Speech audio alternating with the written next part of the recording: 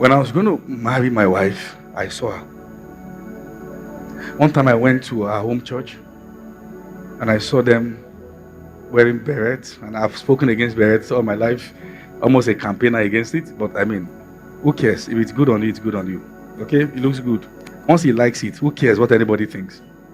Yeah. You wear it with beauty, dignity, and splendor. Okay? Good. But I've spoken against it a couple of times. But there I was, been invited to preach in their church. And I was looking at my wife in their midst. I said to myself, if you guys know who is sitting here, I know what I saw. And it's clear. It's obvious.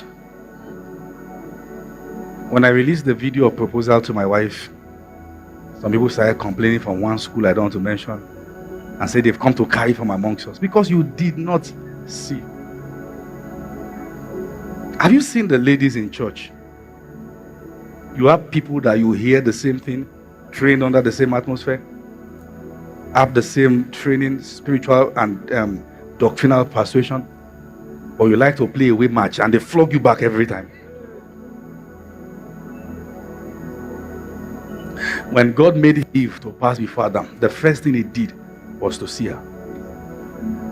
And you have to keep seeing her all her days. A woman is going to have many seasons. You must see the princess you married, even when those seasons are changing. When her stomach is so big and she's walking like this, see the princess you married. I told my wife during pregnancy, she's pregnant with her daughter, and I said to her, you are even finer pregnant. Beautiful, flawless. Have you seen my wife?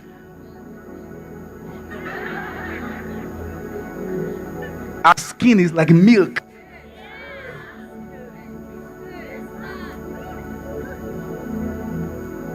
I see her. And when you see your spouse, you can see no one else. Because one thing about the law of focus is that when your eyes is open to one, it's blind to others. When you can see other things, it means you are blind to the one God gave you. Number 6, do what? Have eyes that sees. Learn leadership before you marry. Leadership.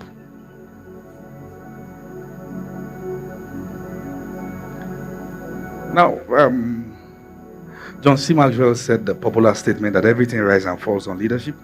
Have you heard that before? Good. So what that simply means is that what becomes of a person or a people is a function of the quality of leadership they are under. The book Spirit of Leadership by Dr. Miles Monroe, you gave me that book about 13 years ago. Yes. I was having some leadership crisis in my life at a very serious down moment of my life.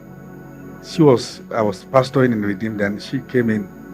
So the young lady just walked up to me and wrote a note. I said, I'd like to recommend this book for you. And I have listening here. So I searched for it, I didn't find it. And I asked her, can you get me the book if you have it? Then she gave me the book. You see, when people bring you correction and you struggle to take it, it's because your esteem is bad. So I read the book, and the first statement in that book is, a group of sheep led by a lion will defeat a group of lions led by a sheep. What the wife, the children become, is a function of who is in front. Is it a sheep or a lion? If the man prays, they will pray. If he has integrity, they will have integrity. You don't just make decisions because you are married to a person. You must understand that marriage is stewardship. You are not the owner. It's stewardship. It's a sacred privilege God has given to you to lead his child. You can't compel her anywhere. You can't just make her do anything. You hear from God. The mirror, the picture of what marriage should look like is the relation between Christ and the church. And Jesus said, I can of my own self do nothing. You can't just make decisions like that. We are not saying she's not submissive, but you are hurting her. You are hurting God's plan. You drag her out of her purpose. You drag her because of insecurity. of every relationship. You make her do things that she knew that both of you never prayed about.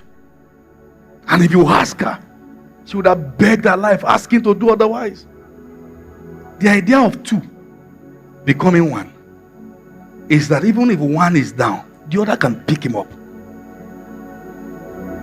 The worst thing you want to do to yourself is to conquer the person who is your lifeline. So leadership is not control. Leadership is influence. The way, listen. I know men love respect, but what I've found about respect is that respect is not dictated. Your life commands it. That's it. When I think about my wife, I'm always thinking of how to make her better. What can I do? How can I help? Not how can I control your life and make you miserable because I am your husband and you have to obey me. Whenever you say I'm the man in this house, you're officially not. Because if you are, you don't have to say it. And leadership entails that sometimes you are making a decision that maybe the emotions of a woman is not allowing her to see, and you stand your ground.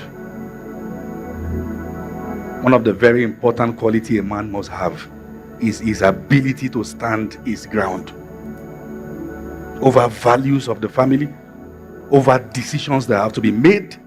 And I must tell you, women, you will not always understand him. And when you don't, communicate and take it to God in prayers.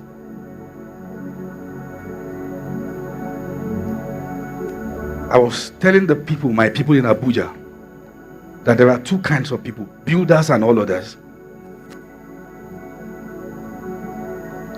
In life, you are either building, I don't want to go there yet. When you are a builder, let's say for instance you are building a business, or you are building a ministry, or you are building a career, there comes a point in the midst of that building that if you look at what this person is doing, it looks like nonsense, but you know you have the plan. Stay with the plan. Sometimes you are not failing, you are just somewhere in the plan that beauty is not part of the package.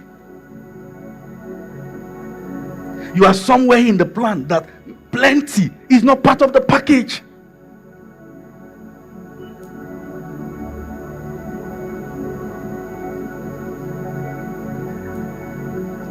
Maybe now when I'm in town, I'm around. There's actually nowhere I choose to lodge myself that I can't do it. But it didn't start like that. When this ministry started, I had one trouser for a while. Because that's where I was in the building.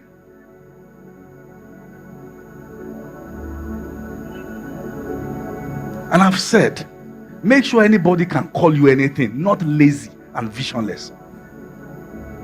Actually, some guys who are emotional feel this person told because I don't have money. No, it's not because you don't have money. There's no plan. Show a woman the plan, she won't forget it.